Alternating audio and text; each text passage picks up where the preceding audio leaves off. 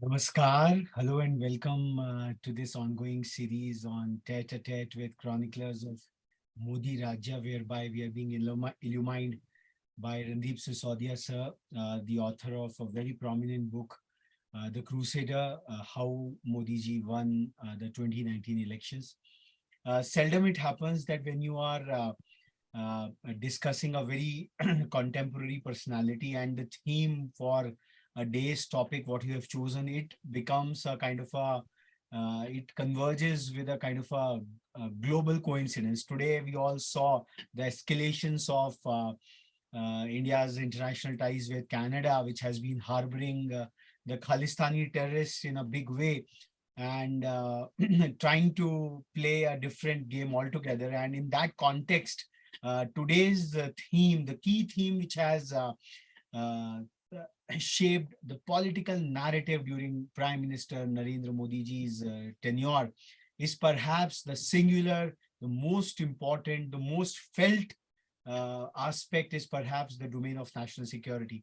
After that horrendous 26/11 bombing of India's financial capital, Bombay, Mumbai, perhaps in these 9 years of Mr. Modi's tenure, not even a single civilian incident whereby terrorists have been able to harm any civilian life. Yes, there have been skirmishes with the armed forces, that is on the engagement frontier, but this has been his unequivocal contribution to India's national security.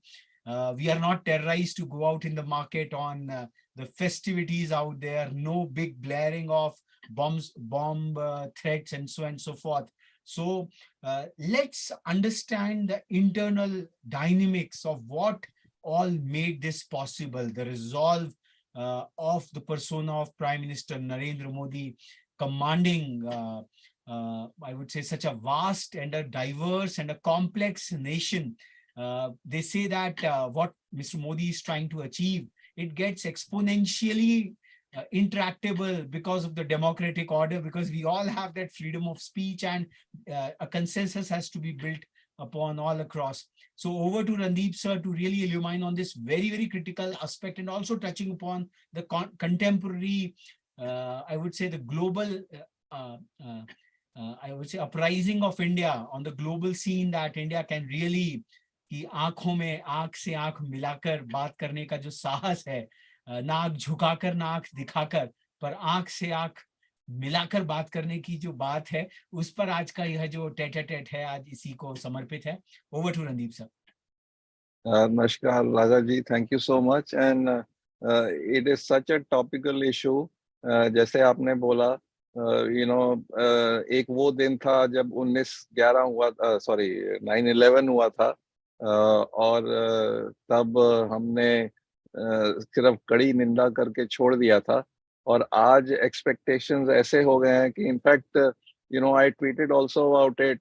There was a briefing by Ministry of External Affairs official, and so one of the questions, and this was basically, I mean, this was supposed to be a overall external affairs conference, but it turned converted into a Canada and India relationship conference because that obviously is the topical issue. So one of the journalists asked this question that you talked about Canada becoming a safe haven for terrorists, and while in Pakistan, when there was a safe haven of terrorists, we could conduct surgical strikes and demolish those safe havens. Now, how do you intend to tackle these safe havens in Canada? So that is the kind of expectations people have developed, and it just kind of showcases the response levels that India has risen up to from 9/11 to today. And it talks a lot about our transformational national security policy that Modi has developed ever since 2014. But I would just like to go back a little bit in time, to our independence. And actually, why it is important to understand is how this whole thing evolved, and what was the thought process at that point of time, and how is it so different today. And it also kind of very beautifully, comparatively analyzes the thought processes of Congress and BJP. So, in 1947, somewhere immediately after independence, the then Lieutenant General of the Indian Army was actually a Britisher. So he was heading the Indian Army, called Rob Lockhart, if I'm not wrong. He went to Nehru with a defense plan. And Nehru just, immediately rubbished that plan and said that we don't need any defense policy. We have a policy of ahimsa, so we don't need actually any army. The police force is good enough to take care of all our security needs. That's the statement which he made at that point of time. And ever since then, so Nehru's policies were very clear. Army or national security was never a primary concern for him. He came, or he lived in that utopian world in which he thought that India has got no fear from its neighbors. Pakistan is our brother. Pakistan is our blood brother. China is our ideological brother. So we don't have any enemies, and we don't need the army. And in fact, in 1951, Nehru very proudly mentioned it in the parliament, saying that he had advised the defense department to actually reduce the demobilize 50,000 army personnel. That was done. There was another proposal to further reduce the army by 1 lakh personnel. Thankfully that never went through.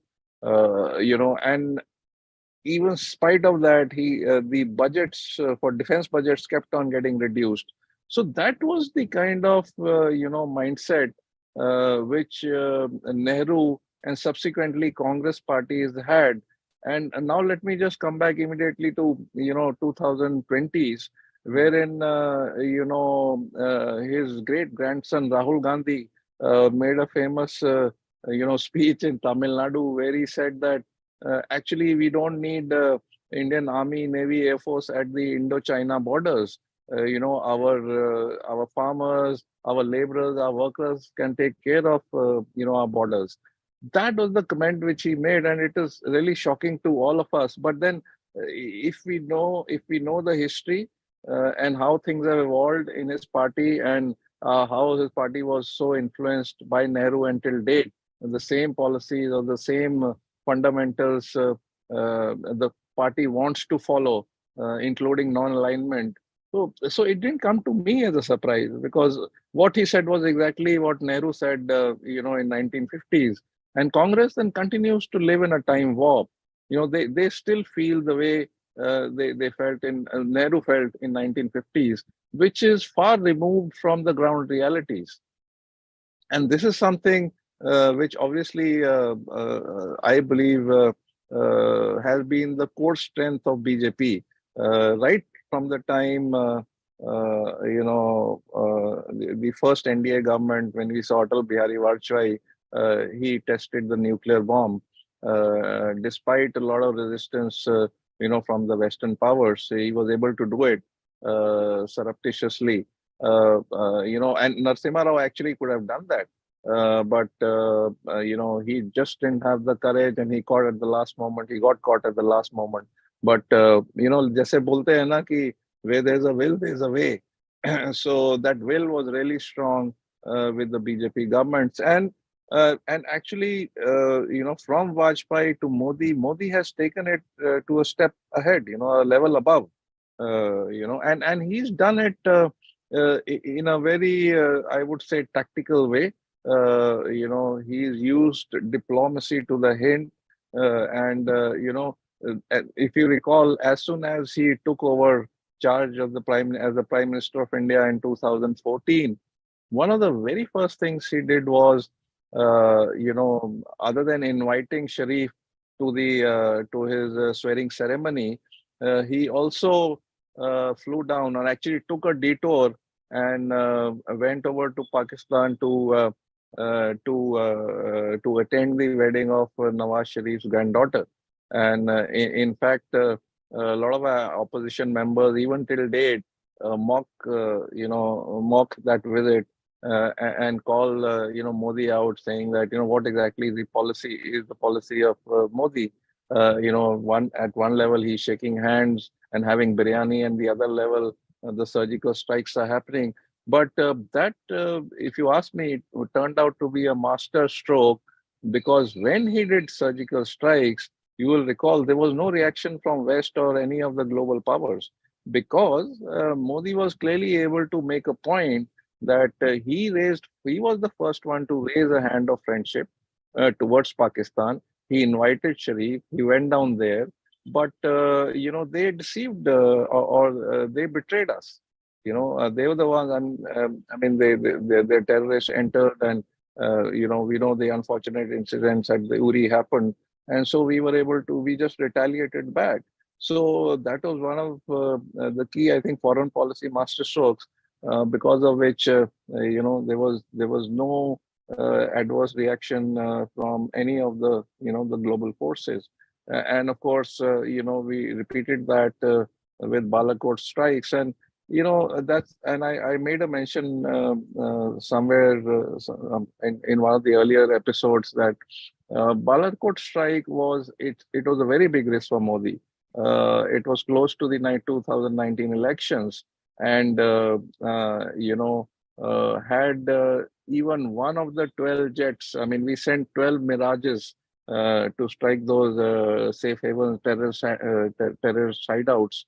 Even if one of them had fallen, even if we would have been successful, but even if one or two of them would have fallen, it would have really put Modi in a very tight spot, and it could have resulted in him losing an election, which he was clearly winning. All the opinion surveys before the elections were clearly showing that he's going to win, or at least NDA is going to be very close to the majority. Nobody predicted that he's actually going to win a majority at that point of time. Only exit polls, when they came after the elections, there was a clear prediction that, yeah, he's going to win with a massive majority.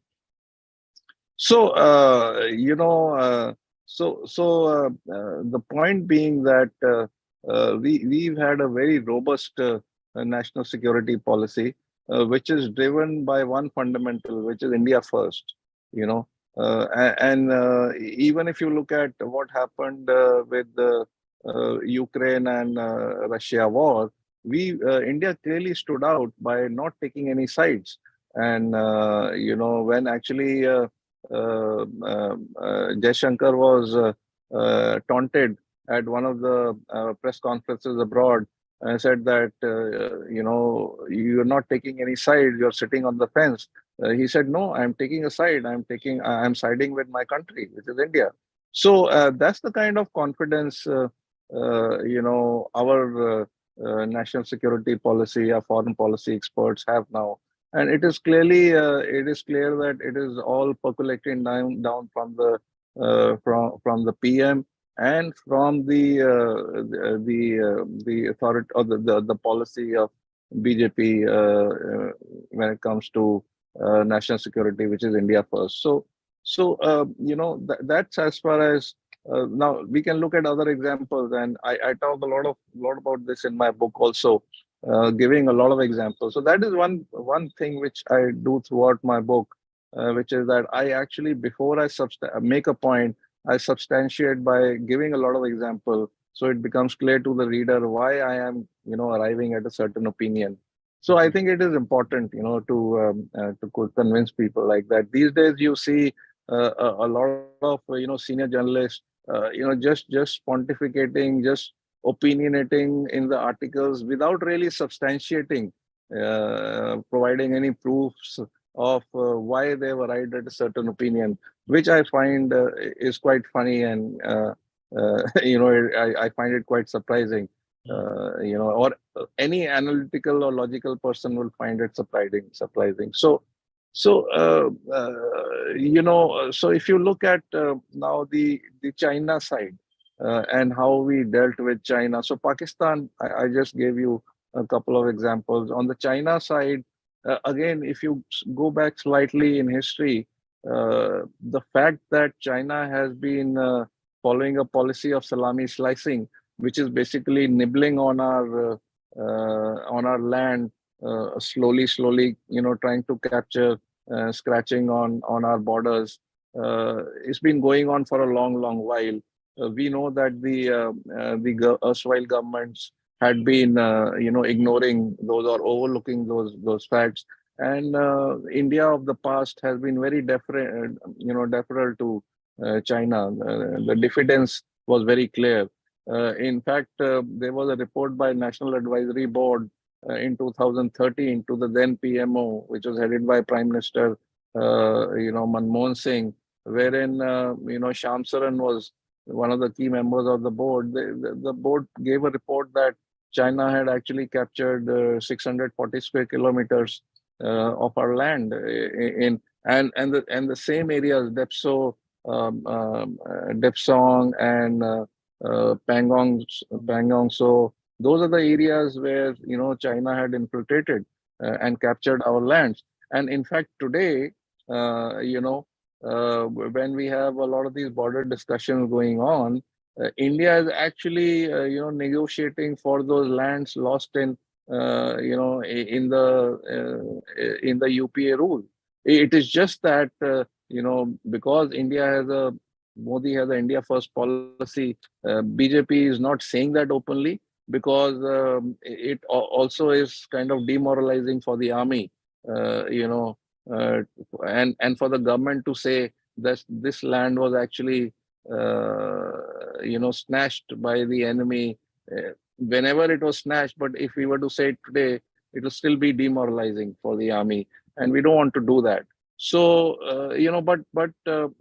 people who are interested in the subject, who are knowledgeable, they know what exactly has happened.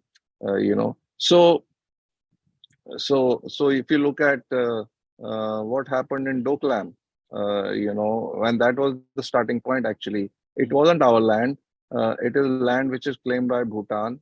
It is somewhere in the middle of the borders of bordering Bhutan, India, and China.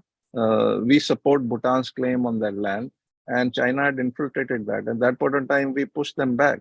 And then of course Galwan happened, wherein they tried the same thing again, so salami slicing thing, without realizing that now it's the Modi government, and they gave it back.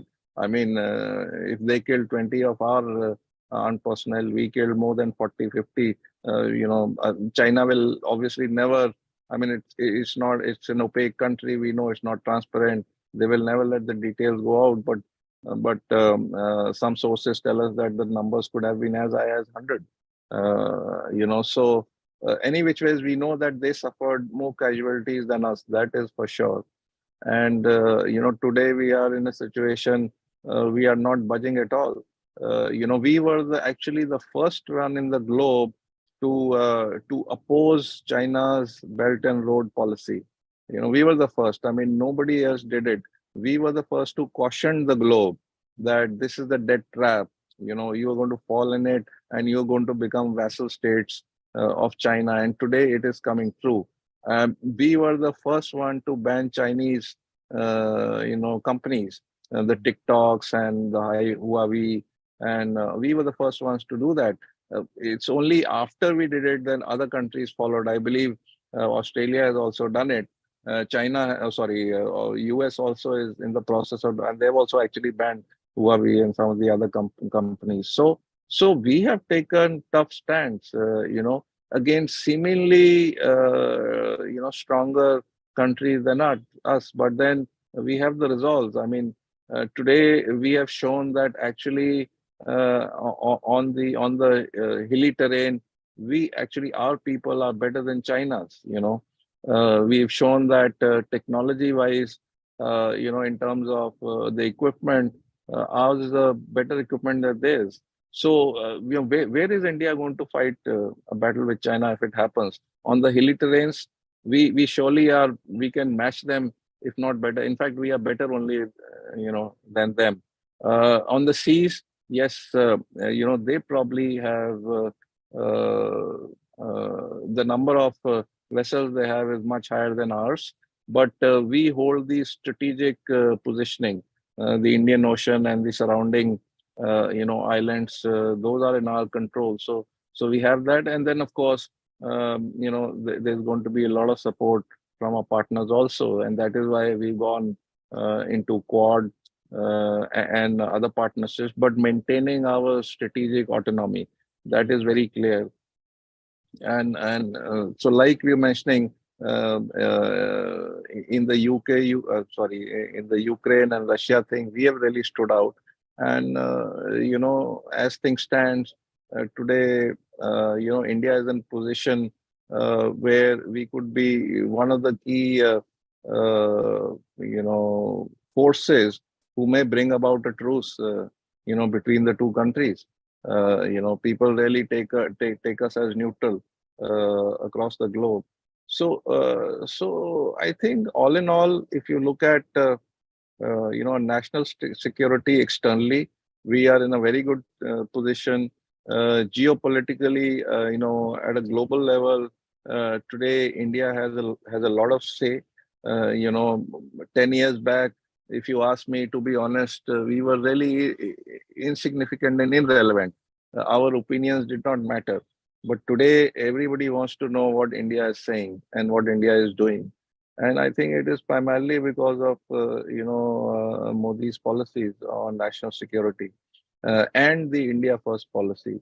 The other thing, if you look at now, because like I said, the UPA, the Congress, they've never taken national security as a priority. I mean, so there was a lot of neglect of the armed forces. I mean, if you recall, in 2013, I think it was Anthony who made a comment that we don't have money to buy even jackets or shoes for our, army personnel. He made a comment that, the policy was to never develop our borders because if China were to enter, it makes it difficult to intrude into our country. I mean, that is such a defeatist policy. Means you've already assumed or you've already accepted that if China were to attack, they will defeat us. So let's make it difficult for them to make intrusions, further intrusions into the country. I mean, what kind of a defense policy is that?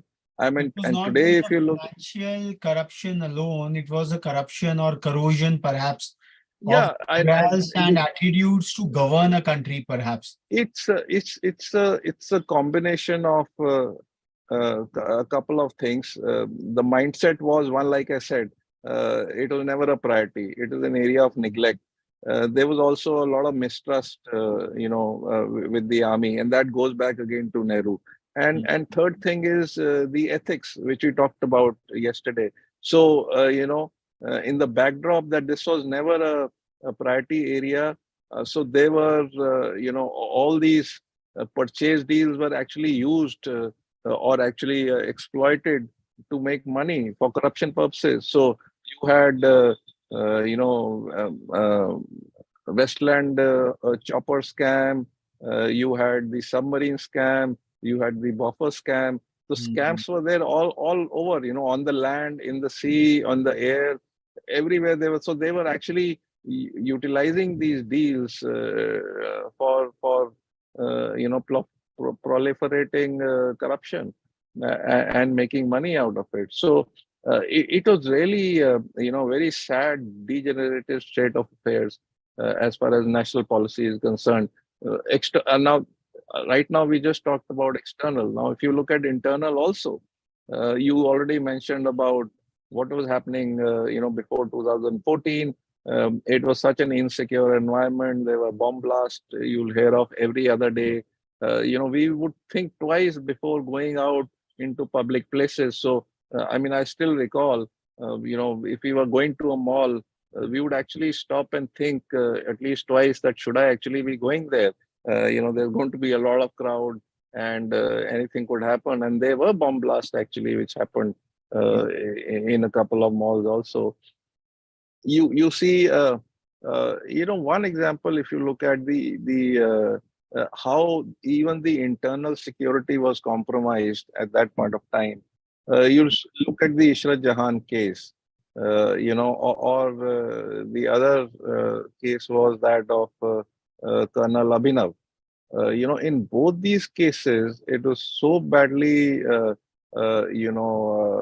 politicized right there by people right at the top at the home ministry levels. We all know who the home minister was at that point of time.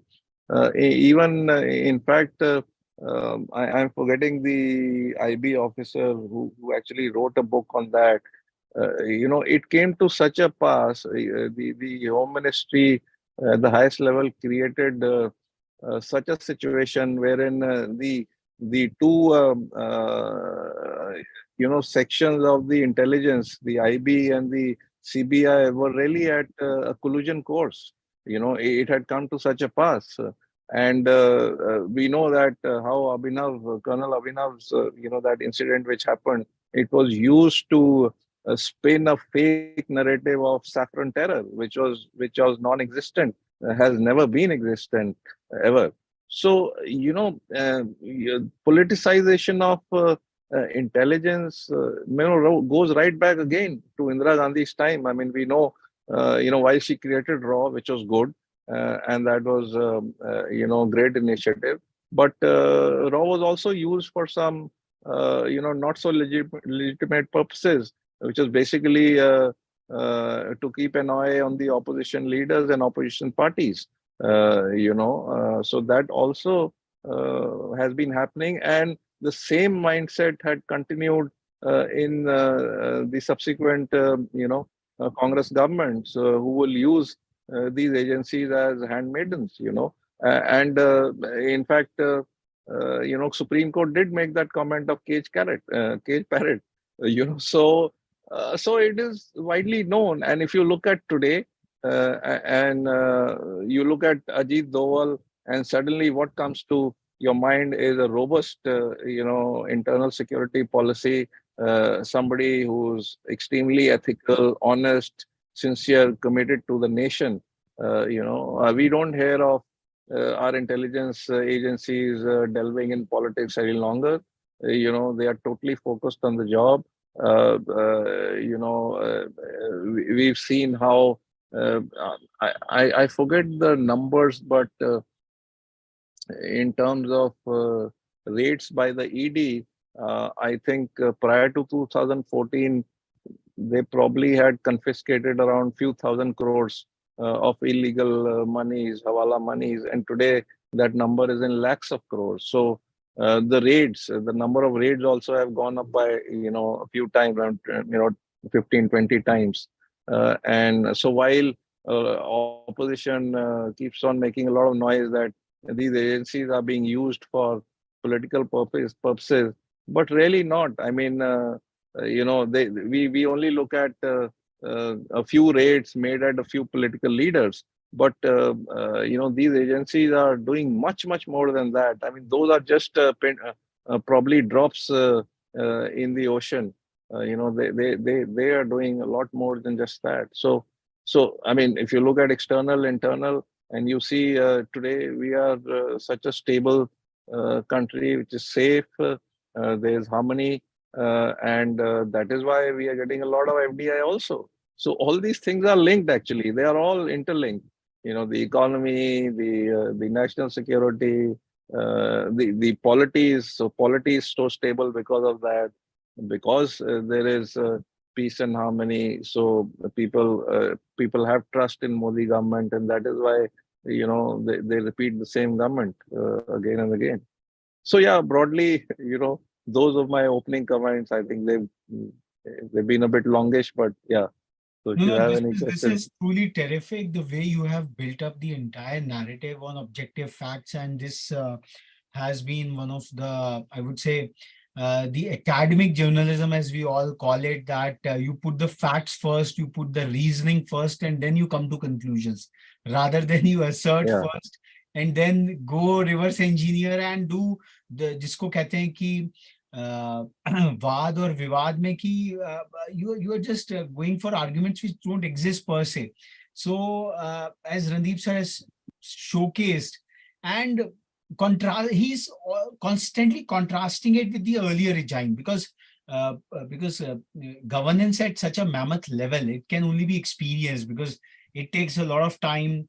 So if you contrast on the national security count, obviously we don't feel such insecurity so far. And as jocularly here, I showed that tweet as well. They shared the screenshot कि भाई लोगों को अब ये लग रहा है expectations are so very high. So India is yeah, somewhere containing from China to Canada. So the yeah, whole globe that way, and somewhere or the other, it all emanates from the strong leader, his personality, his beliefs, his differentiated and unique style of governance. As Sir mentioned very nicely about giving a free hand to capable people like diplomatic front, perhaps to Dr. S. Jaishankar, and on the security part, on the other uh, to Doval Sahab, the National Security Advisor. Somewhere or the other, the leader attracts the like-minded people within the system, and that's what things are being delivered. The same MEA officials are out there, but see their kind of agile response. It's a accepted global behavior, and that is why India's imagery. That would be our ultimate session, the seventh one, Saptaha ka jo Vishram hoga, which will be key, how India's stature is growing amongst committee of nations so quickly under Modi's leadership, and the reasons for the same, and a whole term, and it comes from the entire mythology, और हमारे भारतीय इतिहास से ही आता है, the term of Vishwamitra.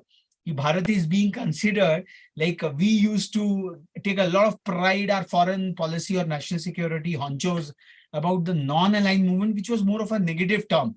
But we have now a more positive, progressive, and an assertive term. And like Sir said about BRI, so India has responded it beautifully well by IMAC and yeah, the India, Middle East, Europe yeah, economic yeah, corridor. yeah, So So that is a kind of a response, and somewhere or the other in which the opposition lackadaisical angle, what is coming through.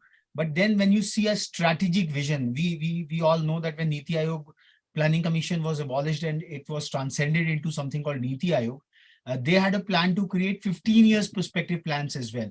But then it was that exercise was perhaps shortened down. But somewhere or the other, the Prime Minister had that strategic vision, and that's why he has started in that Samvidhan Sadan, the last Baitak in the central hall of the old Parliament building, a kind of a pledge to usher India into a developed nation, a Divya and a Bhavya Bharat by 2047. And these are not just slogans alone, the kind of mammoth, massive effort which goes on in translating a political slogan into a pragmatic reality is mind-boggling.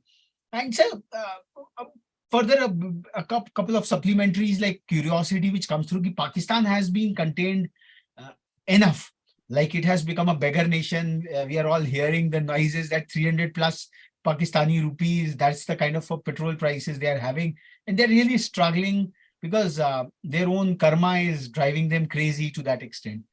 China, India has been able to contain in a phenomenal manner, but still, uh, one like you had mentioned in the first very thing, ki Modi's personality and his beliefs. Somewhere or the other, a criticism comes, or a kind of a ki why PM is not so very comfortable in explaining, like there are geo-strategic issues, there are compulsions out there, but somewhere or the other, people try to take disadvantage of his kind of a reserved personality. Maybe the post Godra episode, the way media haunted him, he was so very okay with that. So some insights on that part. The way like some of his statements, the general public has no way to understand. But koi aaya nahi, koi gaya nahi. So what are the deeper insights into that, into those areas? Obviously, the Prime Ministerial Office has a lot of compulsions. They have a lot of strategic visions over there. But within the personality part and within the I would say uh, I would say the constraint part, how it can be balanced further more. Uh, So just to understand, so that I understand it correctly, you mean to say from a China perspective? from a China perspective, see, anywhere whenever a episode has happened, Modi ji has been a doer. He does it, delivers it, and then obviously we can say that after Mahatma Gandhi, Modi ji has really risen to that level of a cult following. People at large follow him blindly. The masses follow him blindly. That is one part of the aspect. But then in a democratic discourse, people have at times even genuine queries and questions. Like the China's incursion, yes, the facts have been given, but because of somewhere the personality of the Prime Minister, it seems as if something is being hidden, something is not being shared with people. A kind of a perception is made, or it's believed to be. Yeah. So I think okay. So if I got your question right, I think this is to do with a lot of propaganda by the opposition, but I think also by Latvian's media, Mhm. who has been now left out. I think the issue is this over there, Raghavji. Some very powerful sections of media, they were nurtured by erstwhile regimes. Mhm. That whenever the prime minister used to travel abroad, there was a whole entourage of the Latin media people who used to go along with him. They were taken on the same aircraft, and they were put in five-star hotels, and there was a lot of eat and drink and all that. And so there was a lot of coziness, and coziness obviously generated a lot of I'll say a lot of unscrupulous activities also started happening. I mean, the false narratives which are getting created, and we know all that. And Modi ji ended all that. So he came in, and so there are you don't have these kind of regular parties which were happening earlier between politicians and the media people. They don't get any free passes. In fact, they are not even allowed now in parliament, as I think one of the senior journalists was was kind of lamenting. But now, since the advent of TV has come, you can see what is happening inside 24 hours a day. Why do you need journalists, loitering around in the parliament? Mhm. So the point is that I think because of that, there is this is pain in Latvian media for having been ignored and having been completely sidelined, that they keep on bringing in that point in an indirect way, saying that he is not accessible, or he doesn't speak to the media. But the point is, I have a counter question on that. You tell me a question which has not been answered. Yes. So is there a question? I mean, you tell me which question has not been answered.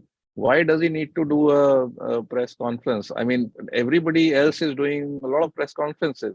BJP party is doing press conferences.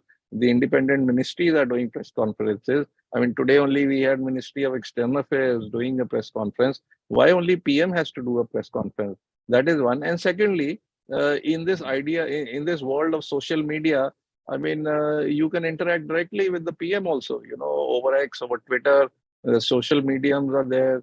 PM can interact directly with the people. He does that through Man Ki Baat.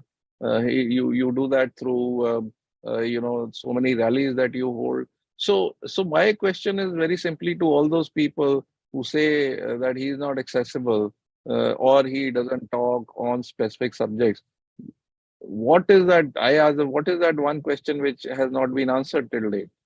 And then everybody is quiet because there's nothing that we don't know.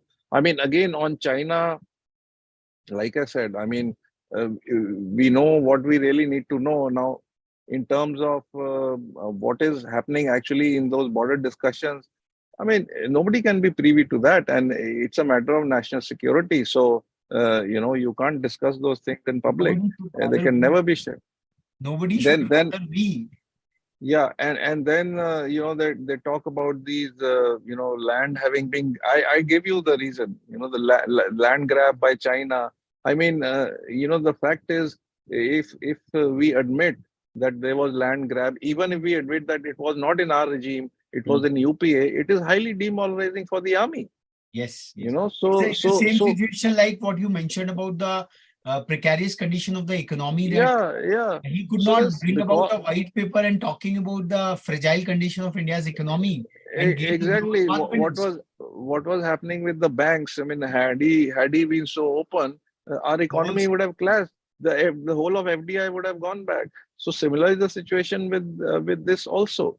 That it's a national security issue.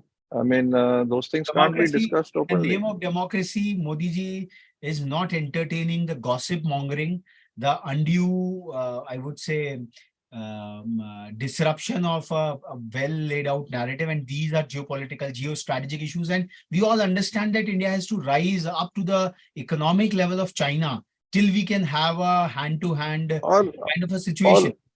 और और राघव जी, अब बात यह है कि अगर आपको developed nation बनना है, ठीक है, अगर आपको एक विश्व मित्र तो आप बन चुके हो, नेक्स्ट स्टेज है विश्व गुरु बनना है, तो फिर काम करना पड़ेगा। बोलना बोलना जो मुंह बंद रखिए और काम ज्यादा कीजिए। और जब बोलने का टाइम आए तो बोलते हैं, मोदी जी से ज्यादा कौन बोलता है? और तो फिर जब बोलने का टाइम, जब काम Lovely, हो जाएगा फिर वो बोलेंगे, lovely, जब lovely. काम हो जाएगा तब बोलेंगे।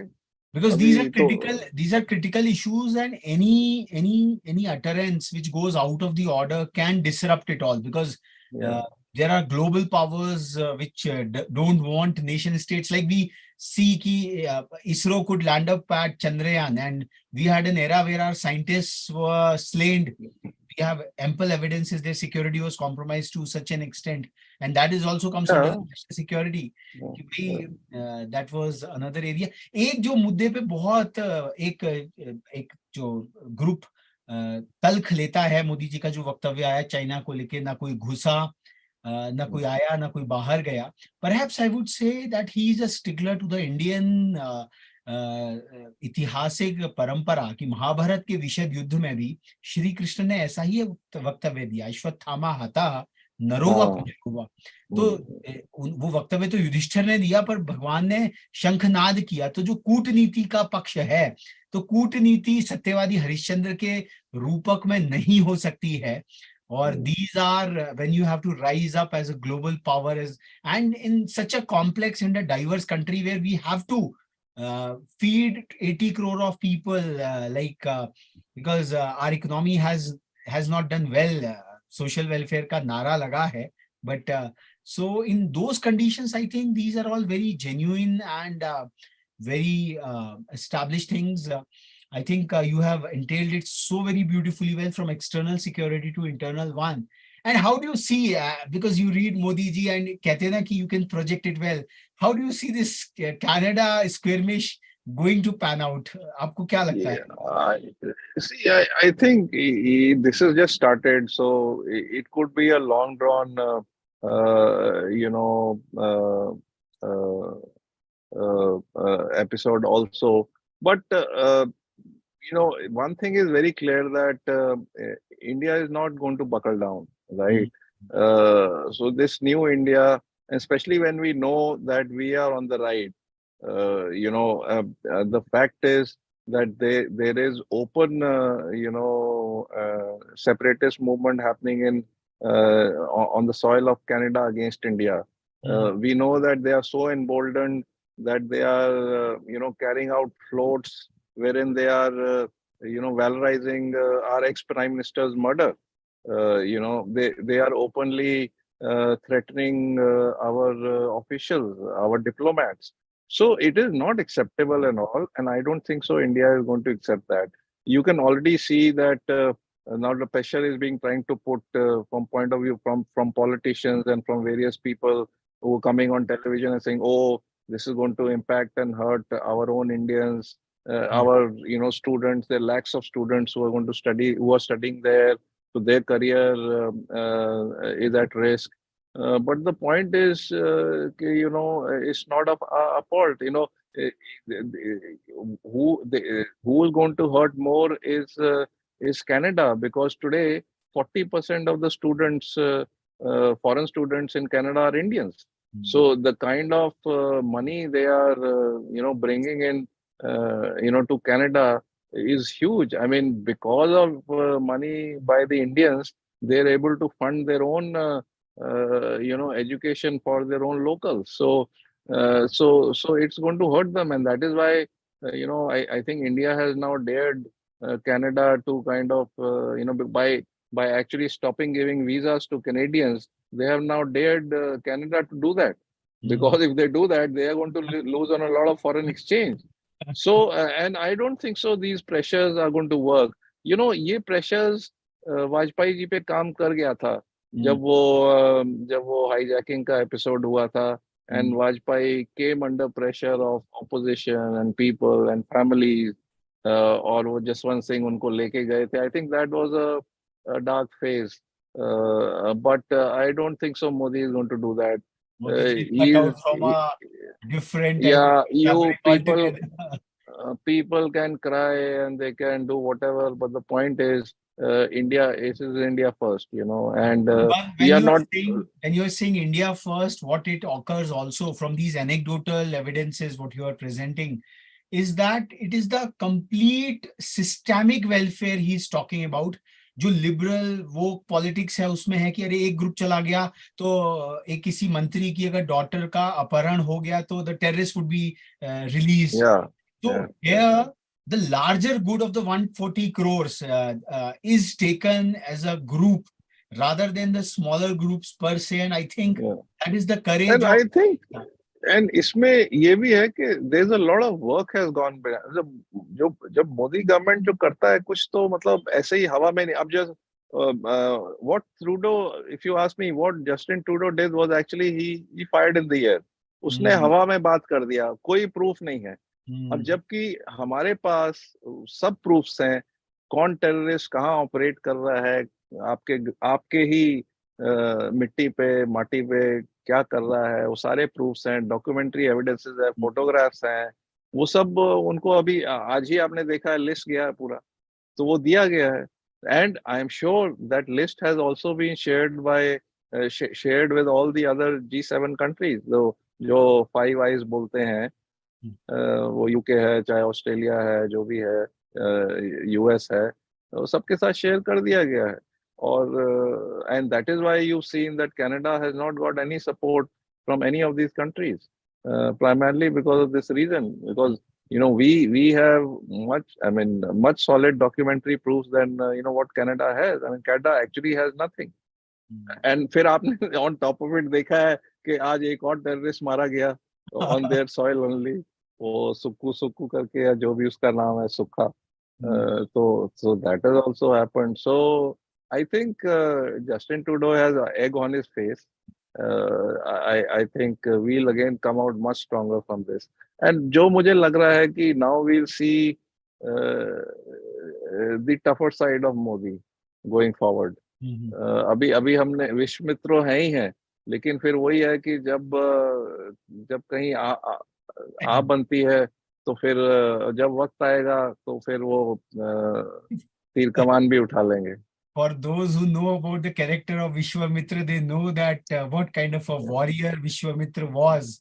The name was Vishwamitra, but then to protect over there. So I think Indian. तो अभी आप देख रहे हैं वो सुखबीर बादल शोर मचा रहे हैं कि ये इंडियन, हमारे जो भाई हैं, इंडियन भाई को नुकसान होगा, ये वो. I don't think so. ठीक है, दीज आर पोस्चरिंग्स. वो they will not have an effect on the government. He went and met Amit Shah also. I'm sure Amit Shah gave him a very patient hearing, but eventually होगा तो वही जो देश के हित में होगा, देश में के होना चाहिए. In fact, the entire Study in India program get bolstered that way. और I think अगर कनाडा कोई नेगेटिव स्टेप लेता है, तो वो भी हमारे फेवर में ही जाएगा, कि मतलब because it won't be legal. अभी हमने क्या कहा है कि वीजा सर्विसेज हमने क्यों बंद किए हैं, because our diplomats are threatened. So they are not in a position to issue visas. We are reducing our staff,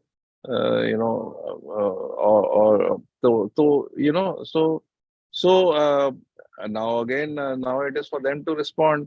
They have to ensure that they provide us safety and security, a safe working environment. If we have a safe working environment, we'll again start issuing visas. But if we don't, then we are sorry, we can't do that. There is a threat perception. मेरे diplomats सब घर के बाहर नहीं निकलेंगे, उनको security चाहिए, उनको ओपन थ्रेट किया गया है. अभी they have got hoardings over there posted. Now there's a referendum coming up, trying to asking question that is the High Commissioner, Indian High Commissioner, responsible for the murder of Nijar? उस पे referendum होना है अभी. So all that kind of nonsense is happening. How is it possible for us to work, in that kind of such a tense and insecure environment? So now let's see how do they respond to us. Because under Vienna Convention, they are supposed to provide us security. As while we are. So we come to the close of this very lovely session, whereby what secures India's external borders, her diplomatic relations, and the internal security, security climate across. And the beauty of this conversation has been that Randeep sir has been building it layer by layer. He laid a very, very strong foundation as to where Mr. Modi comes from, his personality and his beliefs, the Vedantic philosophy of Swami Vivekananda, what chiseled him out as a young person. And he mentioned it so spectacularly well that till the age of 51, he was like a नींव की ईंट, एक संगठनात्मक व्यक्ति के रूप में कार्य किया without any aspiration, एक कर्मयोगी की भांति कि जो भी दायित्व मिला उसको किया. And then when responsibility was given to him, then he showcased his differentiated and unique governance style, the decisiveness, I would say the fearlessness, and the vision of India first, and then somewhere or the other a larger belief in a cosmic existence, that when you are on the path of truth, जो सत्यमेव जयते का नाद हमने नव संसद के भवन पर बड़ा विराट रूप में देखा. So that was somewhere propelled that, and then he built upon that how true nationalism and true secularism, the denotations of these words, how he deployed. And tomorrow's session would be more the other pole of it all, that how India's spiritual and cultural heritage, which enunciates Modi's nationalism and secularism, and also his personality. So it's a kind of a rounded, एक intertwined discourse Randeep sir ने दिया है. उनकी जो deep insights हैं, they are so fabulous. There are so many people who are giving insights about what's happening, but the uncanny approach what he has, it's really, and as we had in the first session itself, his personal I would say experience of the political arena, because of his father, because of his two core escapades, and he has brought about those management principles into the domain of politics, the leadership principles from there. And so thank you so much, sir, for this, I would say, this tome of deep wisdom, away from, I would say, blind cheerleading or blatant criticism. And these episodes would become a body of knowledge in leadership exercises, perhaps. And tomorrow's session would be really very, very illumining as to how very succinctly, very substantially Modi ji has built and incorporated and given the space to India's spiritual and cultural heritage, the identity of India. And just his writing Bharat on his nameplate on the G20 table was alone a kind of a small insignia by which a massive message was sent across. It had a political connotation, undoubtedly, but then the deep, I would say, civilizational messages which Bharata, showing light, the ray of light to the entire world, that was communicated over there. So we close today's session, and we will meet again tomorrow 9 p.m. Dr. Surbi, any closing comments you would like to come in? You have been a very patient listener and an ardent student of Randeep sir, for that matter. Over to you, Dr. Surbi. Yeah, I think this is a very, very, I should say, a very, very scintillating session series with Randeep sir, wherein we have got insights into the persona and beliefs of Modi ji, and how he's. We understand the nuances, what is driving his decision making, how beautifully he's representing India at the global forefront, national security, and these are such sensitive issues. And I think such deep sessions, these are really going to be, as you said very rightly, learning body material for times to come. Thank you, sir. So Thank you. with Thank you, this we Surbi ji. close today's session. Namaskar.